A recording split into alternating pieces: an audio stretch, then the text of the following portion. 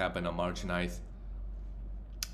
The first game is the Charlotte Hornets beat the Detroit Pistons 113-103. Both teams have absolutely nothing to play for other than the picks, getting a better pick. For Charlotte Hornets, Mark Williams got hurt. I think he came back, played 11 minutes. If he's out, then Nick Richards could be a really, really good pickup. Played 29 minutes here.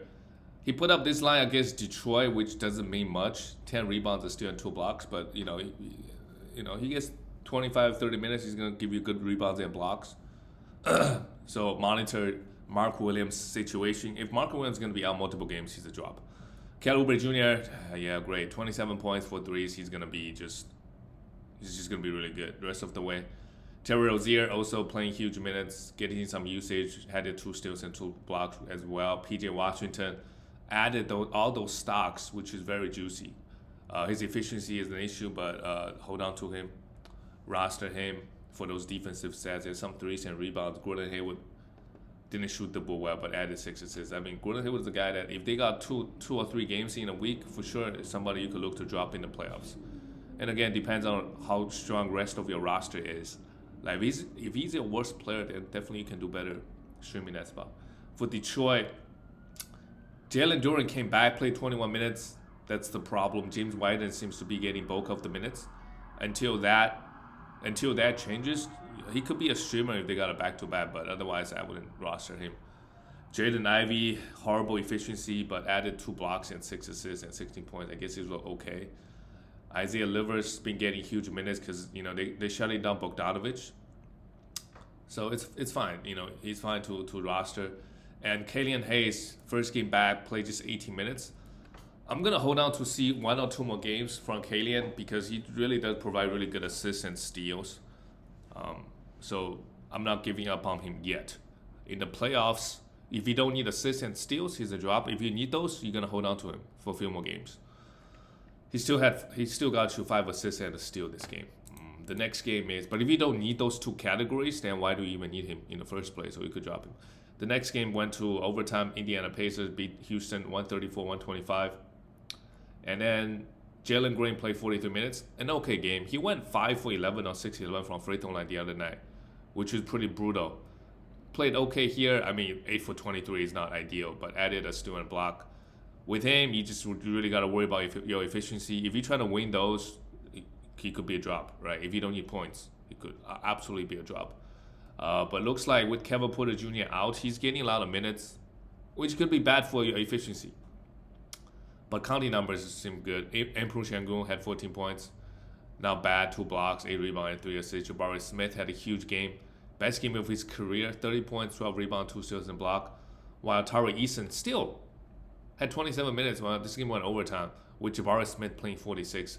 Had himself also in that game 10 rebounds and steal and block. It's not bad. Kenyon Martin Jr. also added a little bit everything. But Kenyon Martin Jr. and Tari Eason, I like them over Jabari Smith on most nights. But today, Jabari Smith played really well. And Darshan Nix played huge minutes. I think with Kevin Porter Jr. out, he's also somebody we could look to stream if they have a good schedule going on. For the Pacers, wow, Tyrese Halliburton played 30 minutes with overtime, had 19 assists, huge game, 29 points. Buddy Hield, 17 points with 5 threes, pretty good.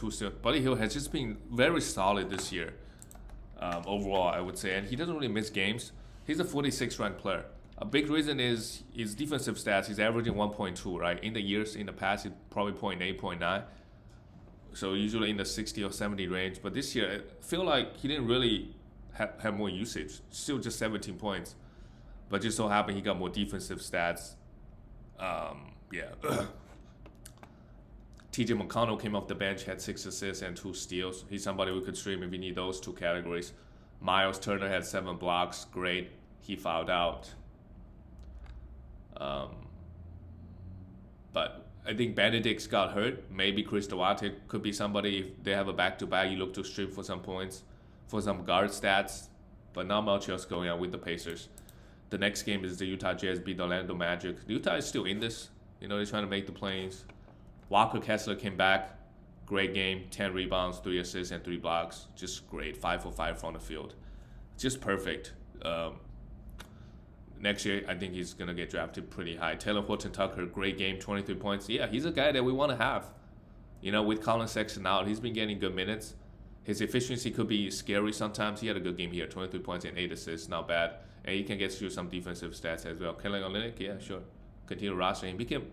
He can give you in so many different categories, pretty much everything. And Laurie Markin, of course, at 31 points and 3 threes and a block. Chris Dunn continue to, he's not getting 30 minutes a night, but he's doing more than enough in these 23 minutes. 9 rebounds, 4 assists with 3 steals and a block. He's putting up some crazy good numbers. On the season, he probably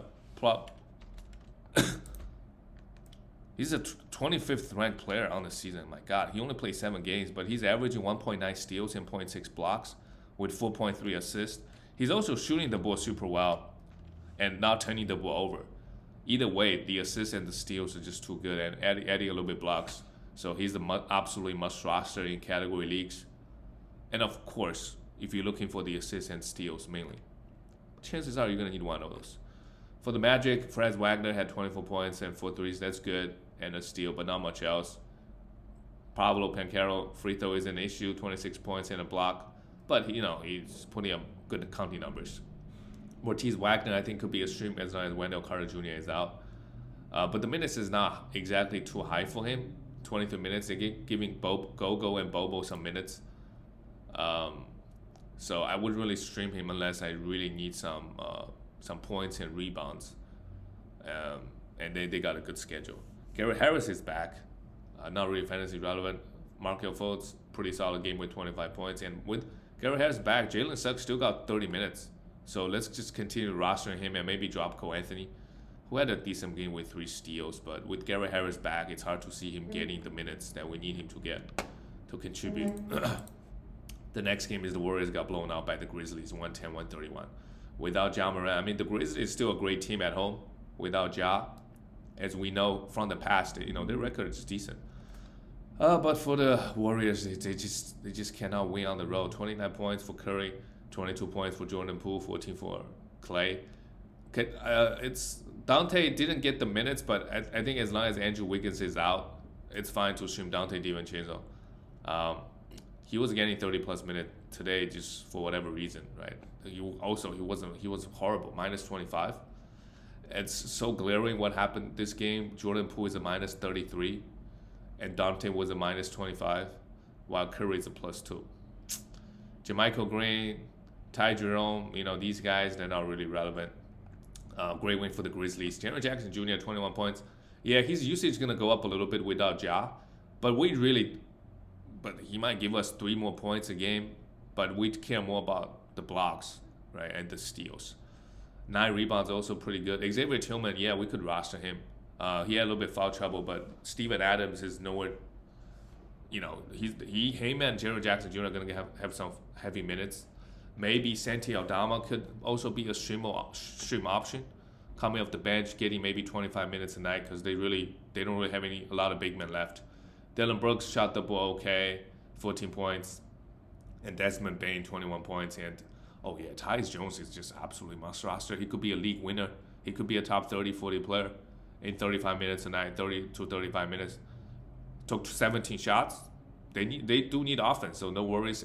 11 assists, 3 steals, 3 threes. Amazing stuff. Just absolutely must roster. I think, right, Ja Morant, if you had Ja Morant and you picked up Tyus Jones, you probably got to upgrade, right? He's not going to score as many points, but he maybe does everything else better in fantasy. I'm talking about just in fantasy, not in real life. All right, let's go to the next game. The Bucks beat the Brooklyn Nets. They put up a fight, and Nerlens Noel, wow. If Claxton is out, then we stream Nerlens Noel, no problem. A steal and blocking 18 minutes. If he gets around 20, if you need defensive stats, one of the better options in the last decade. Joe Harris played 9 minutes. What is going on? The minutes, they had a lot of guys out. Mikal Bridges played 12 minutes. What is Brooklyn doing?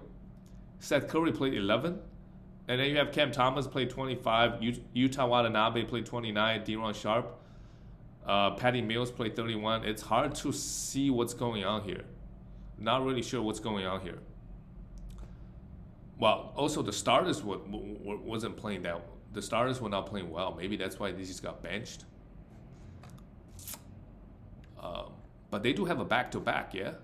The Brooklyn Nets, yeah, they got a back-to-back. So if you were streaming some of these guys, Seth Curry, Cam Thomas, Joe Harris, right? It's okay to just stream them for another day. Just keep them for tonight and then drop them afterwards. For the Bucks, no Giannis, not a big problem. Drew Holiday came back, had a decent game. Grayson Allen hit 3 threes and 2 steals, 19 points.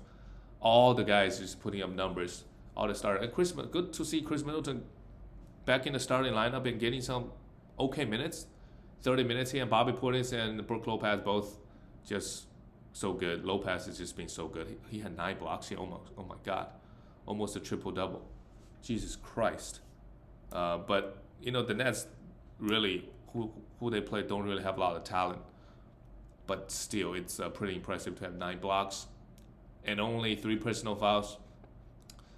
All right, the last game actually it matters, right? The New York Knicks went on the road. Knicks has just been so good. Losing 5 points to the second seed in the West in the regular season is okay.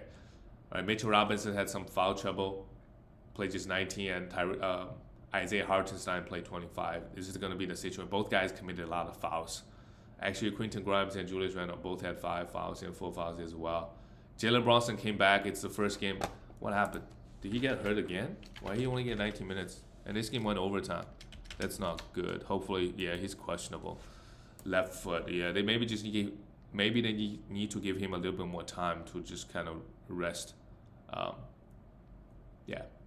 RJ, 25 points and a 3, 7 rebounds. Okay, not bad for an RJ. And Josh Hart, with some of the big men in foul trouble, had a huge game. 15 rebounds, 7 assists, and 3 steals. He's not going to score a lot, but just very, very solid for this new Knicks squad. Yeah, don't drop him. And Emmanuel quickly, with Jalen Brunson out, then just continue rostering him, right? Had a horrible game here. He's going to be fine. He's going to have the minutes and usage and bounce back. For the Kings, great Wayne. Sabonis, triple-double, great. De'Aaron Fox, 4 steals, 7 assists, 23 points, great. Kevin Huerter hit 2 threes, 14 points. Yeah. Keegan Murray is not a must roster. Harrison Barnes is not a must roster. They are good streaming options. And that's it for the Kings. That's it, guys. I'll see you next time.